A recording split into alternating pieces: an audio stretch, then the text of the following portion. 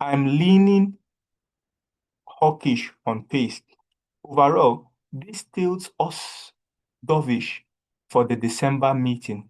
Markets should price in that shift. Expect sterling to soften a touch medium term, right? Expect the sterling to soften a touch medium term, let's say 1 to 2% against the dollar over the next quarter as traders dial up cut expectations to 3 or more by mid 2026. Now, easing part easing the path for household and firms without derailing disinflation.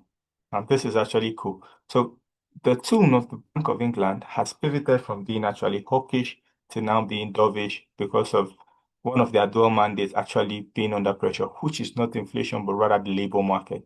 So, and also looking at Europe, we've seen Europe actually maintaining we're okay with where we are kind of thing, and there's been growth in Europe. Only thing that Europe is worried about right now is the inflation side of things. Employment is doing well, but the inflation side of things is what they're worried about. They're worried about, okay, let's not ease further in order for us not to spur inflation, and inflation goes out of control. You understand? So now, looking at these two currency pairs, one is worried about inflation not going back up again, because inflation is somewhere around their 2% target. So I think 2.2 or 2.8%. Now, the other one is worried about the employment side of things and is looking to cut rates, if not 1 or 2 or 3 times, to help support the employment side of things, right? So now we've been in an uptrend here. The fundamentals has been screaming bullish for this currency pair.